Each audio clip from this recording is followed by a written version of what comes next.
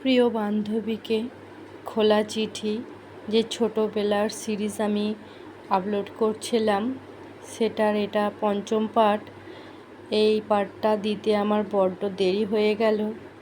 নানা রকম ব্যস্ততার মধ্যে, কাজের মধ্যে বিজি হয়ে যাওয়ায় আপলোড করতে পারিনি।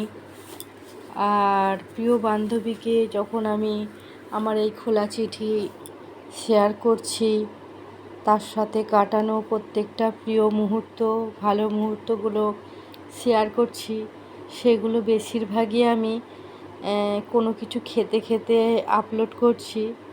তার কারণ এটাই, ও খুব ভালো রান্না করতে পারত। অবশ্যই এখনও পারে, ভালো রান্না করতে পারে।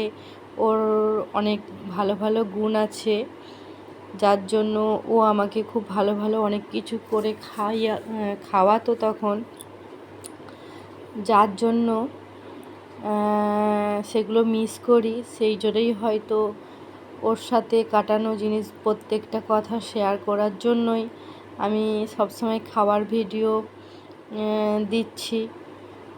আর মূল কথায় আমি আসি, যে কথা বলার জন্যই এই ভিডিওগুলো করা, সেই ছোট্টবেলার গল্পগুলো আমি ওর সাথে কাটানো শেয়ার করছিলাম। তার মধ্যে আর একটা জিনিস খুব মনে পড়ে গেল, সেটা হচ্ছে আমরা যখন প্রাইমারি স্কুলে পড়তাম, তখন সেই স্কুলে যখন টিফিনের ছুটি হতো, এখন তো বাচ্চাদেরকে ভাত দেয়া হয় স্কুল থেকে। আমাদের ছোটোবেলায় কোনো ভাত দেয়া হতো না, কোনো ড্রেসই হয়তো ঠিক করে দেয়া হতো না।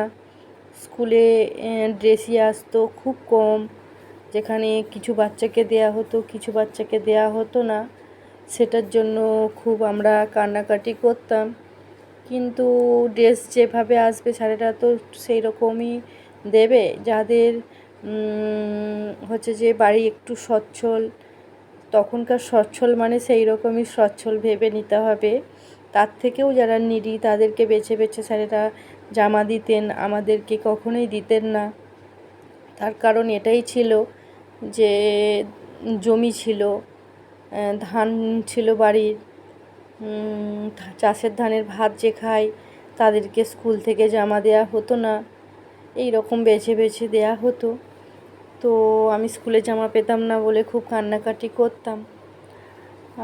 যাই হোক, স্কুলের টিফিনে যখন বাড়িতে ভাত খেতে যেতাম, তারপরে দেখতাম খালে প্রচুর জোয়ারের জল এসে গেছে। সেই সময় জোয়ারের জলের মধ্যে প্রচুর কাঁকড়া, ছোট ছোট, ওইগুলোকে হচ্ছে যে কি একটা বলে মনে পড়ছে না এই মুহূর্তে, কাঁকড়ার কেঁখো বলা হতো তো কাঁকড়ার ছোট ছোট বাচ্চাকে। আর প্রচুর কেঁখো হতো, সেই কেঁখোগুলোকে আমরা চিকে করে ভরে নিয়ে গিয়ে স্কুলে নিয়ে যেতাম। মানে প্রচুর, মানে প্রচুরই বলা যায়। পুরো জলটা পুরো কাঁকড়ার বাচ্চায় ভর্তি থাকতো। হাত দিয়ে দিয়ে পুরো এক চিক ভর্তি হয়ে যেত কেঁখো। আর সেই কেঁখোগুলো নিয়ে গিয়ে সবার গায়ে দিতাম, দুজনে নিয়ে যেতাম আর স্কুলে সবাইকে দিতাম। ওটা খুব মজা করে করে আমরা খেলতাম। তারপরে আমাদের বাড়ির পাশেই একটা বোল ছিল। বোল মানে এখনকার বাচ্চারা বুঝবে না, কিন্তু আগেকার আমাদের সময়কার মানুষজন বুঝবে। বোল হচ্ছে যে যেখান থেকে জল পাস করে, খালের জল। তো সেই বোলেতে একটা জলের প্রচুর টান হতো, যার জন্য গোল গোল করে ঘুরতো। সেখানে আমরা বাকস ডাল ভেঙে ভেঙে সেই জল যেখানে ঘুরছে সেখানে আমরা দিতাম। আর দেওয়ার সাথে সাথে তার অপোজিট দিকে আমরা গিয়ে দাঁড়িয়ে থাকতাম যে কার কোন পাতাটা বেরিয়েছে। বাকস ডালের পাতা দিয়ে দিতাম, আর এইদিকে এসে দেখতাম এটা তোর পাতা, এটা আমার পাতা। এরকম আমরা খুব এটাও মজা করে খেলতাম। আর রবিবার হলে একটা খুব স্মৃতি আছে, মনে পড়ে যে রবিবার হলেই হাতে গোনা দু একজনদের বাড়িতে টিভি থাকতো। তখন সবাইদের বাড়িতে টিভি ছিল না, আর কারেন্টও তো ছিল না। সবাইদের হচ্ছে যে ব্যাটারিতে টিভি চালাতো, আর কালার টিভি তো নয়, সব সাদা কালো TV, black and white TV, আর সব ব্যাটারিতে চালাতো। তো বাপিদের বাড়ি টিভি ছিল। সকালের টিভিতে আমরা শক্তিমান দেখতাম, হাঁদা ভোঁদা দেখতাম। আর বিকালে ছিল ছোটদের জন্য না, ছোটরা দেখতাম আমরা সকালে নানা রকম যেসব জিনিস হতো। শক্তিমানটা খুব দেখতাম, মনে আছে, হাঁদা ভোঁদা দেখতাম। আর বিকালে ছিল বড়দের জন্য, রবিবারই একটা উত্তম কুমারের বই হতো। প্রত্যেক সপ্তাহে রবিবার উত্তম কুমারের বই দেওয়া হতো। বড়রা বসে বসে বিকালে বই দেখতো, আর সকালে আমাদের ছোটদের জন্য টিভিটা থাকতো।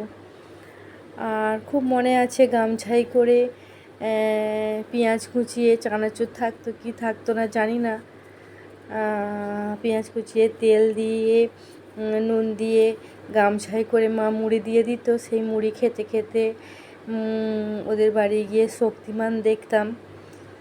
এই স্মৃতিটা খুব মনে আছে। তোর মনে আছে কি না তুই জানাস। আর মনে আছে আমরা মহালয় দেখতাম কিভাবে সবাই মিলে বসে, ভোরবেলা বাবা তুলে দিত মহালয় হওয়ার সময়। আর এখন যেমন মহালয় যখন তখন সারাদিনই হচ্ছে, তখন কিন্তু টিভিতে সেটা হতো না। আর বাবা তো ভোর 4টে 4:30 থেকে রেডিও চালিয়ে দিত, রেডিওতে মহালয় হতো। আর টিভিতে হতো ওই 6টা 6:30টার সময়। তো বাবা তুলে দিত মহালয় দেখার জন্য। আমরা সবাই মিলে রিনিদের বাড়িতে বসে মহালয় দেখতাম, নাহলে বাপিদের বাড়িতে বসে মহালয় দেখতাম। তখন ছোটরা সবাই মিলে, কত বাচ্চারা, মানে আমরা সবাই যতজন ওখানে থাকতাম ছোট ছোট, সবাই মিলে বসে মহালয় দেখতাম। সেটার আনন্দই আলাদা ছিল। আর এখন তো সবার বাড়ি টিভি, যার জন্যে বাচ্চারা সেই মজা করে মহালয়টা দেখে না। কিন্তু আমাদের সময় আমরা সবাই এক জায়গায় বসে মহালয় দেখতাম।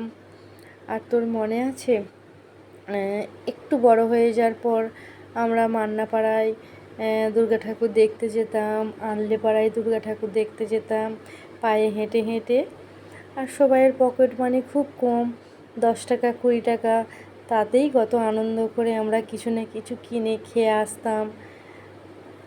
আর হ্যাঁ, আর একটা কথা হচ্ছে, স্কুলে আমাদেরকে যে বই দেয়া হতো, প্রাইমারি স্কুলের কথা বলছি, তখন আমাদেরকে প্রত্যেক বছর নতুন বই দেয়া হতো না। আগের বছরের যারা বই পড়তো সেই সব বই স্কুলে জমা দিয়ে দিত, আর সেই সব বই আমাদেরকে আবার পড়তে দেয়া হতো। তো তখন খুব দুঃখ লাগতো যে নতুন বইয়ের গন্ধ সবসময় পেতাম না, আর পুরানো বইও আমাদেরকে দিত। এটাও খুব খারাপ লাগতো।